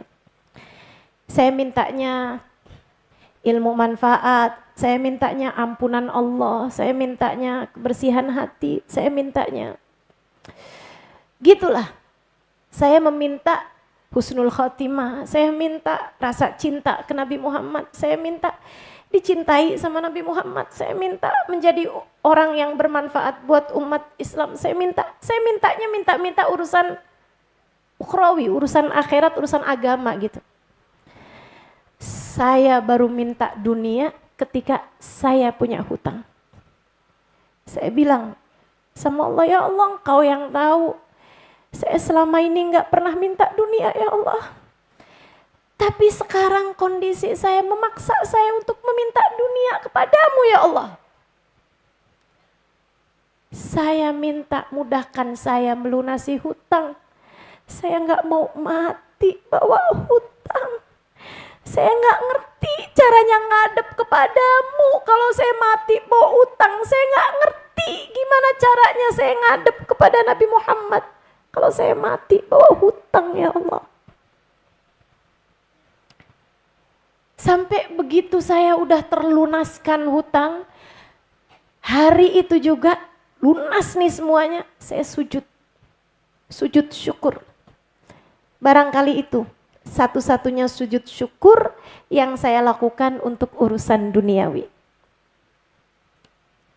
Nah alhamdulillah selama ini saya sujud syukur kalau saya lihat Ka'bah, kalau saya nyampe ke makam Rasulullah, kalau saya ketemu sama guru saya sujud syukur. Saya menganggapnya sebagai nikmat besar dari Allah SWT buat saya. Tapi kalau urusan-urusan dunia gitu, ada yang ngasih saya tas, maaf saya nggak akan sujud syukur buat itu. tasnya udah banyak juga. Ada yang ngasih uang gitu ya atau apa gitu? Enggak segitunya sampai harus bikin saya sujud syukur. Dunia segitu-gitu aja, ya kan? Tapi itu dia tuh. Saya takut mati bawa utang, teman-teman. Ini saya sampaikan kepadamu. Saya sampaikan padamu. Biasanya saya nggak pernah cerita ini. Baru di podcast ini aja nih. Kamu nggak pernah denger kan? Iya. Buat ngasih tahu kamu caranya jalanin kehidupan, teman-teman. Siapapun kamu hamba Allah. Tetaplah solehah dalam keadaan apapun. Biarkan Allah tetap ridho padamu, biar pantas diridhoi Allah Subhanahu wa taala. Saya nggak bilang saya jadi hamba yang pantas diridhoi Allah. Saya nggak bilang begitu. Tapi setidaknya saya sudah menjalankan syariat Allah Subhanahu wa taala dalam segala keadaan. Dan saya berharap kamu pun juga demikian. Saya jadi orang-orang yang dalam keadaan apapun kamu berada di jalan lurusnya Allah, jalan syariat agama Allah Subhanahu wa taala. Jadi gitu ya. Wa kullu ma jaza bai'uhu jaza rahnuhu fid duyun wallahu a'lam bissawab. Nanti di pertemuan bulan depan akan saya terangkan lagi karena waktunya sekarang sudah sempit. Saya mau kita bahas tentang urusan Asyura. Sesuai dengan janji saya tadi ya. Tapi ini kan syarat-syaratnya belum kita bahas. Nah, nanti akan saya bahas. Insya Allah mudah-mudahan sehat afiat panjang umur fitaatillah. Kita akan bahas lebih detailnya tentang apa itu pergadaian dan lain-lainnya dengan persyaratan-persyaratannya ini di pertemuan yang akan datang insya Allah biidznillah. Wallahu a'lam bisawab. Mudah-mudahan bermanfaat. Wa ila hadratin Nabi. Al-Fatihah. Bismillahirrahmanirrahim. Ar-Rahmanir-Rahim. Maliki yaumiddin. Ihdinas siratal mustaqim. Siratal ladzina an'amta 'alaihim ghairil maghdubi 'alaihim waladdallin. Amin. Taqabbalallah minna wa minkum. Taqabbal ya Karim. Baik. Saya membaca Fatihah sekali lagi. Saya tahu nih, di sini ada nih orang-orang yang lagi kejebak hutang. Saya doakan mudah-mudahan Allah kasih kamu kemampuan, rezeki untuk bisa melunaskan hutang-hutangmu tersebut, melunasi hutang-hutangmu tersebut, insyaallah. Harapan saya, doa saya mintakan kepada Allah Subhanahu wa taala biar semua kita semuanya nih yang hadir di majelis ini atau yang sedang mendengarkan kajian saya enggak mati bawa hutang. Enggak mati bawa hutang. Dan dipersegerakan untuk dapat melunasi hutang-hutangnya biar kebaikan-kebaikannya jadi luas lagi, biar dia bisa ngerjain kebaikan-kebaikan lain-lain lagi. Ala hadhihi niyyah wa bikulli niyatin salihah wa ila hadratin Nabi Muhammad sallallahu alaihi wasallam. Al-Fatihah.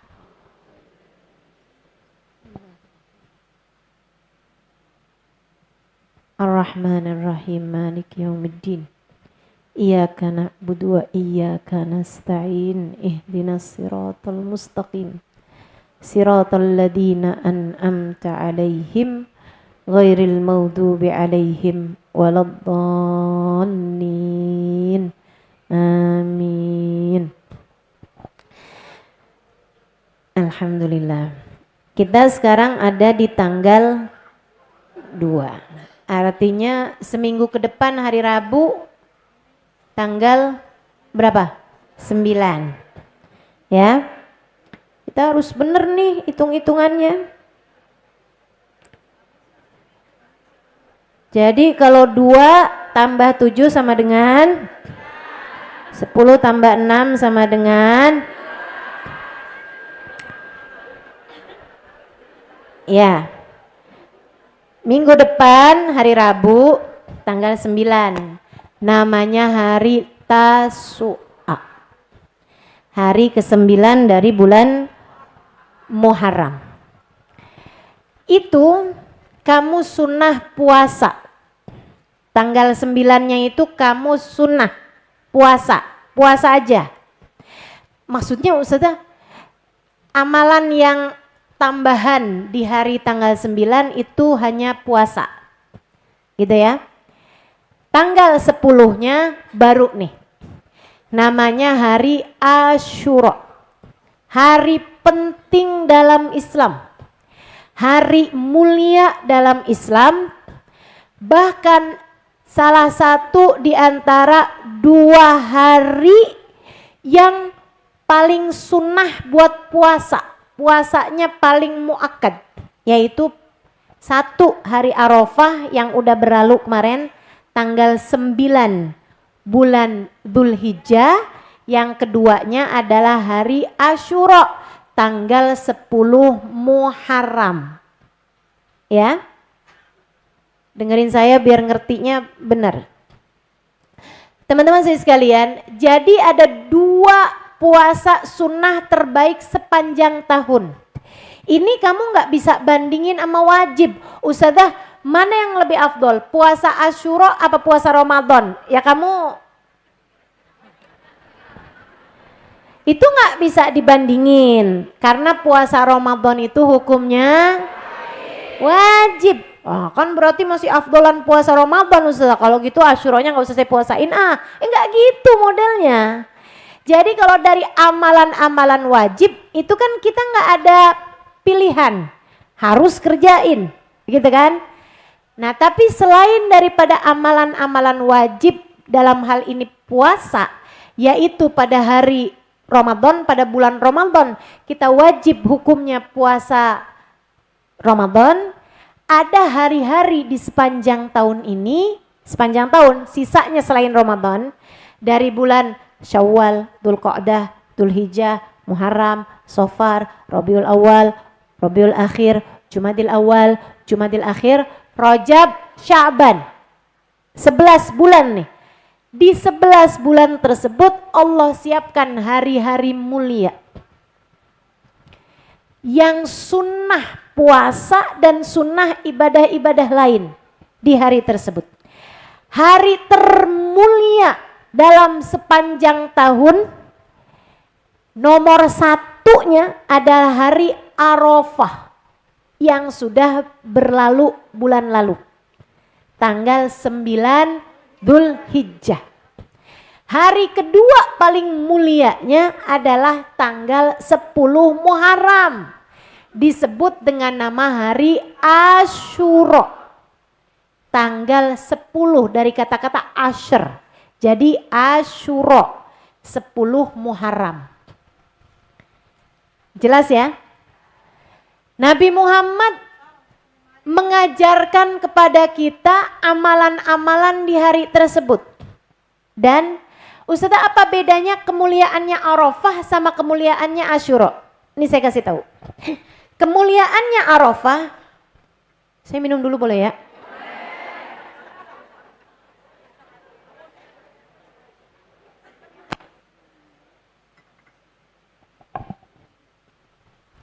Kemuliaannya hari Arafah itu khusus buat umatnya Nabi Muhammad. Allah jadikan Arafah mulia hadiah buat umatnya baginda Nabi besar Muhammad sallallahu alaihi wasallam. Sebagaimana kemuliaannya bulan Ramadan, itu juga merupakan hadiah Allah buat umat Nabi Muhammad. Kemuliaannya hari Asyura dari sejak zaman Nabi Adam. Dari sejak zaman Nabi Adam. Hari Allah menciptakan Nabi Adam. Hari Asyura. Hari Allah menambatkan kapalnya Nabi Nuh. Hari Asyura. Hari Allah Subhanahu wa taala mengeluarkan Nabi Yunus dari dalam perut ikan. Hari Asyura. Hari Allah menyelamatkan Nabi Musa dari kejaran Fir'aun hingga selamat Nabi Musa dan tenggelamlah Fir'aun dan bala tentaranya di Lautan Merah. Terjadi yang demikian pada hari Asyura. Hari Allah Subhanahu wa taala menerima taubat dan memberikan ampunan kepada Nabi Dawud alaihi salam pada hari Asyura. Hari Allah menyembuhkan kembali Nabi Ayyub alaihi salam dari sakit beliau pada hari Asyura. Segala macam udah Allah contohkan. Permasalahan-permasalahan dalam kehidupan kita nih. Udah Allah contohkan. Yang sempit-sempit, gak ada yang lebih sempit daripada perut ikan.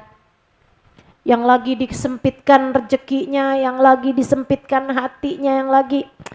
Gak ada yang lebih sempit daripada perut ikan, teman-teman. Gak bisa ngapa-ngapain Nabi Yunus di sana.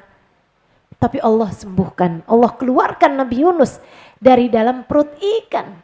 Allah lapangkan kembali keadaannya Nabi Yunus. Yang lagi dikuasai sama orang jahat. Saya punya bos nih jahat banget Ustazah. Saya punya suami jahat banget Ustazah. Saya punya. Gak ada yang lebih jahat daripada Fir'aun.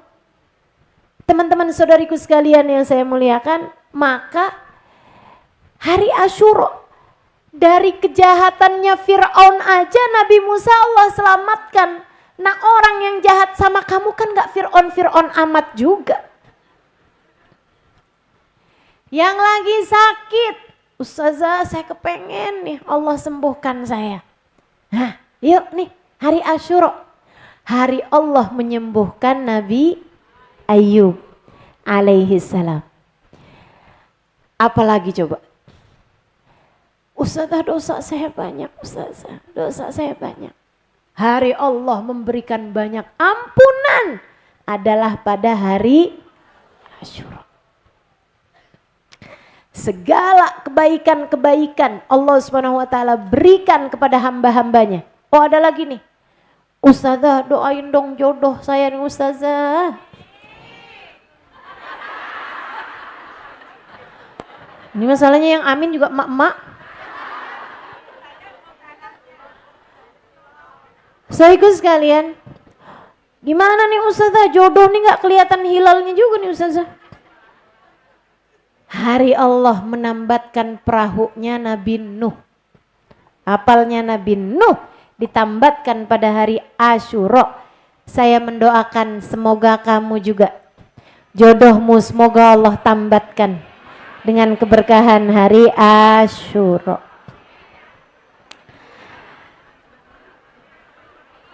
Tapi sih ya kalau saya bilang ya,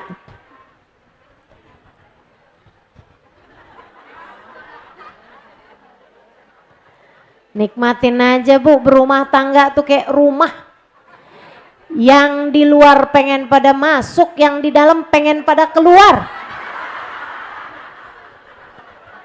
Betul? Banyak yang di dalam pengen pada keluar, banyak. Udah dinikmatin aja, kamu yang masih di dalam nikmatin. Kamu yang ada di luar nikmatin. Tetap jadi hamba Allah yang solehah dalam segala keadaan. Itu hashtag kita nih ya hari ini ya. Tetap solehah dalam segala keadaan, insya Allah. Jadi teman-teman, Ustazah caranya gimana nih Ustazah biar dapetin semua yang dijanji-janjikan Allah itu? Itu Ustazah setiap tahun kayak gitu tuh. Iya kayak gitu. Dalam setiap tahunnya di hari Asyura Allah banyak turunkan ampunan, Allah banyak turunkan kemudahan, Allah banyak turunkan kelapangan, Allah banyak turunkan kesembuhan, Allah banyak turunkan hadiah-hadiah dari Allah Subhanahu wa taala. Allah banyak bersihkan hati, Allah banyak naikkan derajat, Allah banyak menganugerahkan kepada hamba-Nya berbagai macam anugerah. Jika kamu sama emak saya, ya Allah pengen banget jadi orang yang hatinya bersih, minta banyak-banyak di hari Asyura. Kalau kamu pengen kayak saya, Allah biar hati saya layak tuh kau pandang dengan pandangan kasih sayangmu, penuhi hati saya dengan cinta padamu, cinta kepada Nabi Muhammad, cinta kepada semua orang-orang yang layak untuk kami cintai. Ya Allah, keluarkan dari dalam hati saya rasa cinta terhadap dunia atau rasa cinta kepada seorang manusia. Kalau kamu seperti saya, hammu, tujuanmu, keinginanmu adalah lebih kepada urusan-urusan hatimu, biar kamu bisa menang menghadapi bisikan setan, biar kamu bisa menang menghadapi hawa kamu sendiri, hawa nafsu kamu sendiri, maka muliakan hari Asyura. Hari Allah banyak menganugerahkan hamba-hambanya karunia demi karunia di sisinya, termasuk Allah anugerahkan kesyahidan kepada Sayyidina Husain juga pada hari Asyura. Saudara sekalian, lah apa yang mesti dilakukan nih Ustazah? Hari Asyura nih, kita mesti ngapain nih? Ayo nih, bismillah. Nomor 1, puasa, jangan tinggal. Ya, puasanya jangan tinggal. Kata Nabi Muhammad, inna shaum yaum Asyura yukaffir dunub sana. Sesungguhnya puasa hari Asyura menghapuskan dosa 1 tahun. Sesungguhnya puasa hari Asyura ngapusin dosa 1 tahun. Nih kita nih yang dosanya banyak, emang mesti nyari sebab ampunan banyak-banyak. Bismillah, kita niat mau puasa hari Asyura. 1, puasa. Kemudian yang kedua, ini amalan 2 ini nih teman-teman, amalan yang ada hadisnya secara sahih. Hadisnya sahih. 1, puasa. Yang kedua adalah at-tausi'ah alal iyal, meluaskan belanja bagi keluarganya. Ya, bukan hanya suami ngasih belanja istrinya, bukan, tapi juga kamu sebagai ibu biasa ngasih anak-anakmu uang, atau kamu punya orang yang kerja sama kamu, begitu kan? Nah tuh kamu luaskan, kamu tambahkan dari yang biasanya kamu kasih, kamu tambahkan.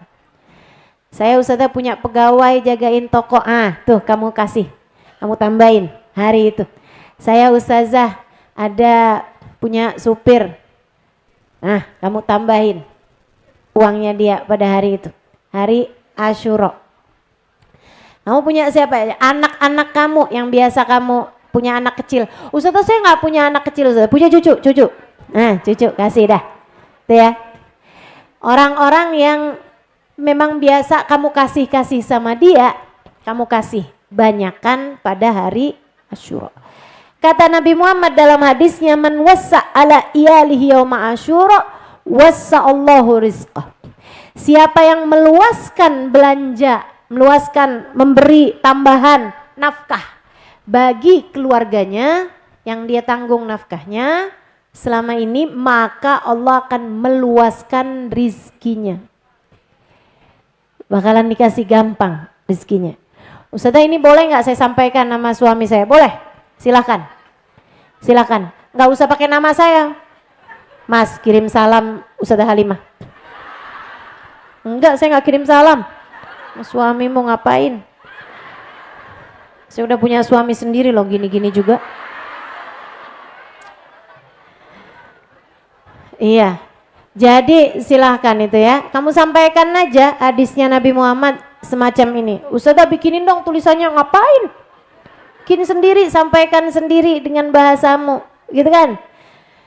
Man wassa ala iyalihi yauma Asyura wassa Allahu rizqah. Siapa yang meluaskan nafkah keluarganya pada hari Asyura, Allah akan melapangkan, meluaskan rizkinya sepanjang tahun itu. Nah, ya, itu 2 hal yang memang jangan sampai kamu tinggalkan di hari Asyura. Kemudian ada beberapa kesunahan-kesunahan lain yang sebaiknya kamu juga kerjakan dan jangan tinggalkan. Ada hadisnya, walaupun hadisnya dhaif, dan kita semuanya tahu nih yang belajar rada ramaan ngerti. Kalau hadis dhaif boleh diamalkan untuk fadhailul a'mal, amal-amal yang berfadilah. Ya, amal-amal yang berfadilah. Kalau ada hadisnya, walaupun hadisnya itu dhaif, boleh diamalkan teman-teman. Orang itu ngajakin kebaikan aja kok. Nggak apa-apa. Andai nggak ada hadisnya sekalipun, tapi dari ucapannya ulama, ucapannya orang soleh, orang yang diajarin bagus aja kok. Itu bahkan kebaikan-kebaikan itu nggak perlu dalil secara khusus, sebab sudah datang dalilnya secara umum. Ketika ia dijatuhkan pada hari-hari yang mulia, maka bertambahlah fadilahnya, bertambahlah anugerahnya, bertambahlah pahalanya. Apa aja itu? 1, sedekah. Bu, sedekah makan kapan aja juga nggak perlu dalil. Betul nggak? Karena udah jelas dalilnya, Allah nyuruh kita buat sedekah. Man yuqridillaha qardan hasanan yudha'ifuhullah. Siapa yang mau menghutangi Allah Subhanahu wa taala, artinya mensedekahkan hartanya di jalan Allah Subhanahu wa taala, Allah akan melipat-lipat gandakan pahala dari orang tersebut, bahkan melipat-lipat gandakan balasannya dari Allah Subhanahu wa taala. Innal hasanat bi asyri amsalihha. Kata Nabi Muhammad, sedekah itu 10 kali lipat balasannya. Bahkan Nabi Muhammad mengatakan, innal bala la yatakhatta riqabas sadaqah. Sesungguhnya bala enggak akan turun kalau kehalangan sama pundaknya sedekah. Maksudnya sedekah itu bisa menghalangkan bala yang turun kepada kita. Banyak banget hadis-hadis mengenai pahalanya sedekah. Tapi kan Nabi Muhammad enggak secara khusus menyampaikan sedekah pada hari Asyura. Nah itu ada hadisnya, walaupun memang hadisnya adalah hadis yang dhaif. Jadi silahkan amalkan sedekah ini. Teman-teman sekalian, sedekahin pada hari Asyura. Santuni anak yatim pada hari Asyura. Santunin tuh artinya ya kamu kasih uang, bukan cuman sekedar diusap kepalanya gitu kan. Apalagi zaman sekarang, anak-anak tuh kayak nggak terlalu seneng diusap kepalanya kalau nggak dikasih duit. Iya nggak sih? Nah itu, sini nak saya usapin kepalanya, duitnya mana nggak ada. Lah, nggak usah diusap. Gitu ntar ya. Jadi usapin kepala anak yatim, kemudian diberi hadiah, gitu ya, diberi uang, diberi santunan. Teman-teman saya sekalian, umur berapa Ustazah anak yatim itu? Untuk apa nih? Kalau untuk ngusap, begitu dia balik udah nggak boleh lagi kamu usap. Kalau dia laki-laki ataupun perempuan ya, kalau udah gede gitu kan, udah balik nih, ya nggak usah kamu usap-usap juga, ngapain? Kepalanya gitu kan nggak perlu kamu usap kalau memang sudah balik. Tapi kalau buat disantuni, kalau perempuan sampai dengan dia menikah, kalau laki-laki sampai dengan dia bisa bekerja ataupun menikah. Ya udah nikah udah nggak perlu lagi gitu kan. Nggak perlu lagi. Ustazah, ada orang nikah Ustazah, tapi dulunya dia yatim. Ya itu bukan anak yatim namanya ya, Pak Yatim. Atau Bu Yatim. Ya, Ustazah, tapi dia orangnya susah Ustazah. Ya kamu kalau memberi sama dia bukan sebagai dia anak yatim, tapi sebagai dia adalah fuqara wal masakin. Kan gitu ya, orang fakir aja, orang miskin ya, termasuknya juga sedekah gitu kan. Tapi tidak bisa disebut sebagai santunan yatim. Kalau udah nikah udah nggak bisa lagi disebut santunan yatim. Atau kalau laki-laki, kalau dia sudah bekerja, sudah belum nikah perempuan tapi udah kerja, nah itu juga nggak perlu kamu santunin, nggak perlu. Tapi kalau masih sekolah gitu kan, masih walaupun kuliah gitu, tapi dia yatim, dari dulu emang dia yatim, terus sekarangnya dia yatim, itu kamu boleh ngasih santunan sama dia untuk uangnya. Tapi untuk usap-usap kepalanya begitu balik sudah tidak lagi sunnah. Jelas sampai sini?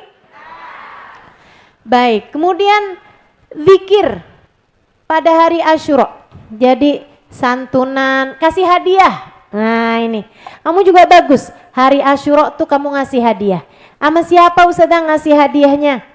Sama yang hadiah. Apa bedanya Ustazah hadiah sama sedekah? Sedekah itu kamu berikan karena orang tersebut memerlukan. Itu sedekah. Tapi kalau hadiah itu kamu berikan karena kamu sayang, satu, karena kamu cinta sama orang tersebut, satu, atau karena prestasi orang tersebut. Kamu menghargai pencapaian dia, itu namanya hadiah.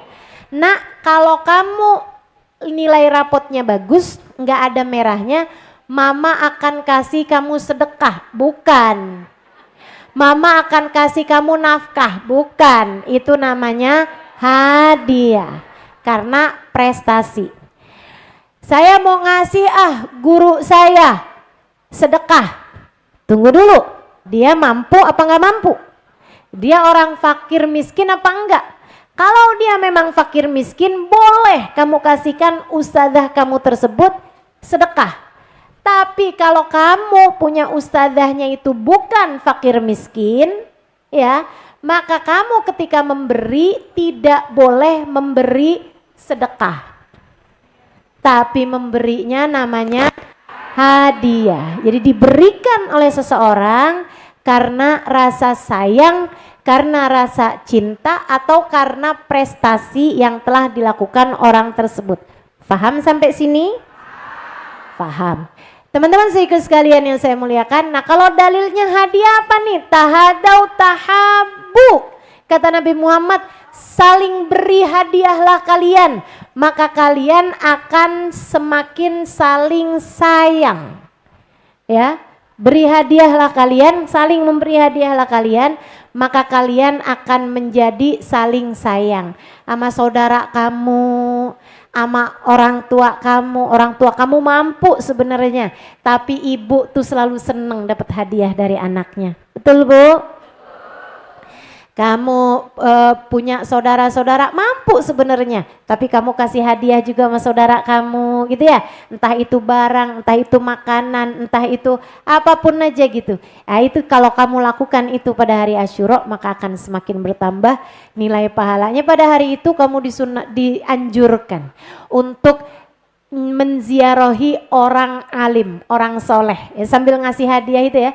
Alim di sini adalah para ulama, orang soleh atau para ulama. Kamu sunnah untuk mengunjungi mereka kalau memang merekanya memperkenankan.